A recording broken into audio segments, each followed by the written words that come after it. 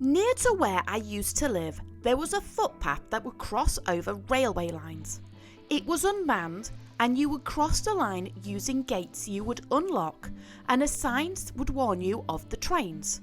I was forbidden to go anywhere near it when I was little, but in my teens I got a little curious.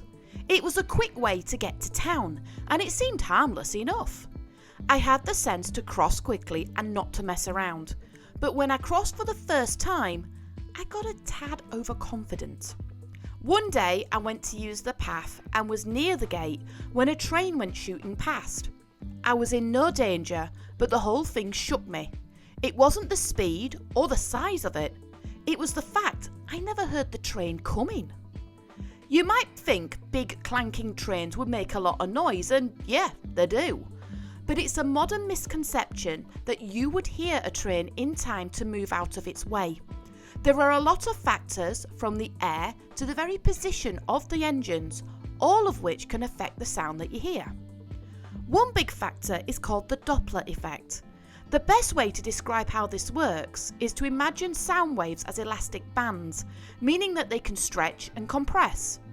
When a train approaches, the train's mass and speed causes the sound waves to compress, and in doing so increases the pitch. As the train passes, the sound wave stretches, lowering the pitch and making the noise sound different. Other factors can include the environment. Many railway companies will purposely plant trees or leave bankings overgrown, as the plants are perfect for absorbing sound. But what if you wanted to be heard? It is important that trains have to make noise, mainly to alert others.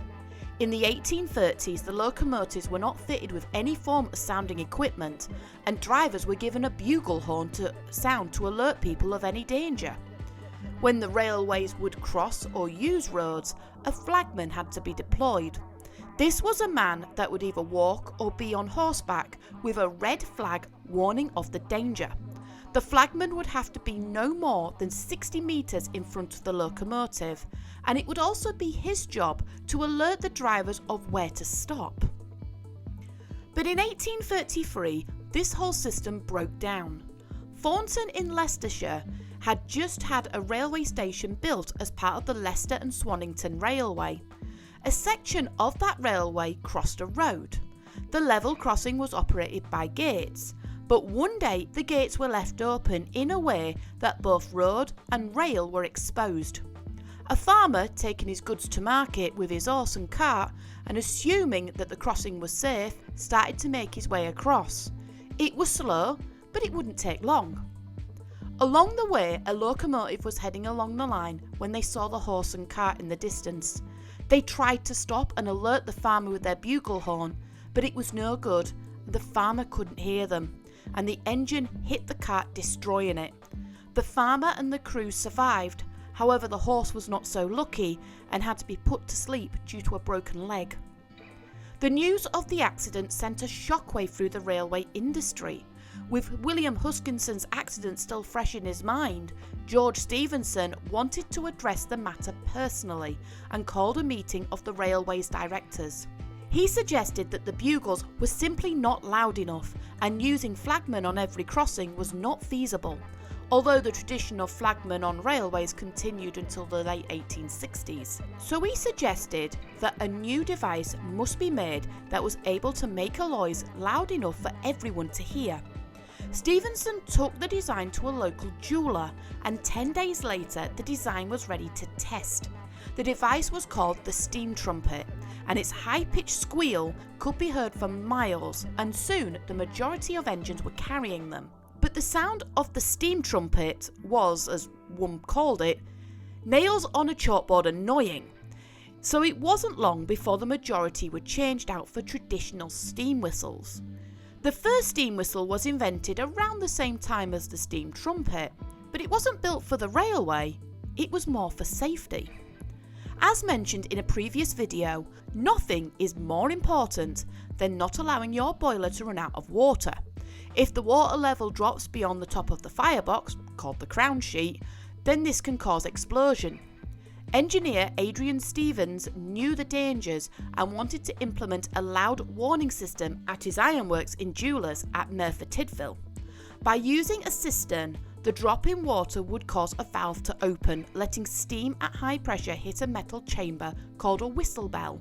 The whistle bell had an opening where the steam would escape, creating a whistle sound which was extremely loud. As the steam whistle had only one moving part, that being the lever, it could easily be made and had a lower pitch but a higher resonance than the trumpet. It was universally adopted. Steam whistles could be made for any size for any steam-powered vehicles. This can include ships, and variants include having more than one tone and multiple bells. The bell could be modified as well to alter the note. Some companies even made musical instruments called calliopes, and by controlling the movement of the steam, made music. The use of the whistle practically on the line would vary from country to country. In the UK, there was a whistle code. The crew would use it to alert the guard of a problem, or if they require the guard to apply the brakes from his brake coach or van, usually several short blasts. Many lines carry whistle boards.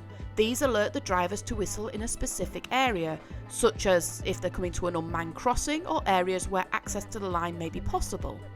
Whistle boards may also be used at gradients to alert other crews that a banker may be required. Locomotives would routinely whistle when approaching a station and give both a hand, verbal and whistle signal in acknowledgement of departures. The evolution of steam to diesel would become a bit of a problem for whistles. Diesel engines were quieter than steam, so it was even more important that they would make noise. At first, exhaust power whistles were trialled, but these were soon to be found not loud enough. Then truck horns were then used. But in the USA, a car driver was waiting at a crossing. It heard a truck horn and assumed it to be a truck from behind. As crossings didn't have barriers and assuming that there was an angry truck driver in the queue, the driver pulled forward and into the path of a diesel train that had sounded his truck horn moments earlier. The solution was created in 1909 by an inventor called Robert Swan. He created a trumpet-like device that used air instead of steam. The air would vibrate a diaphragm, and the sound of the vibration would be amplified by the trumpet. It was just as simple as the steam whistle, but it was so much louder. Just like the steam whistle, the sound of the air horn could be changed by the size of the trumpet and diaphragm, and multiple air horns could be grouped to make distinct chords. The air horn was even more versatile as the steam whistle, as it could be placed on virtually anything. In later years, even handheld air horns were created that are used in both emergency situations and football matches. The majority of trains today carry a compressed, air-operated two-tone horn. This is so that people don't confuse it with car horns. The horns are independent of each other and can be operated by either a switch or a mixture of buttons. There has been a lot of contention when it comes to noise of engines. Using horns and whistles in built-up areas has caused many complaints, especially around stations, and the overuse of a whistle or a horn is punishable. Some areas employ quiet zones. This is specific times at night when a train can pass a whistle board, but not requiring to whistle. This is normally used in areas where there may be residents, however the likelihood of anyone on the line at that time is slim to none. Other measures, though, have to be there, including flashing lights and in some cases lockable gates. If there is a safety issue, then the driver is allowed to break the rules, including alerting maintenance workers. But because no two whistle bells could be made exactly the same, this meant that every whistle is unique. Many directors would receive whistles from scrapped engines as trophies and gifts, and on occasion some whistles were so unique to the engine that they were never taken off at all. But none could be more proven than in 1993 when a recovery mission in the Atlantic recovered a set of whistle bells from the most famous shipwreck of all time, the Titanic. Because the whistles had no moving parts, they could be restored back to working order. And in 1999 they were. It's the only working part of Titanic that can still be used as it would have been in 1912. And it's the most poignant, as many describe the engine's whistle as its very voice.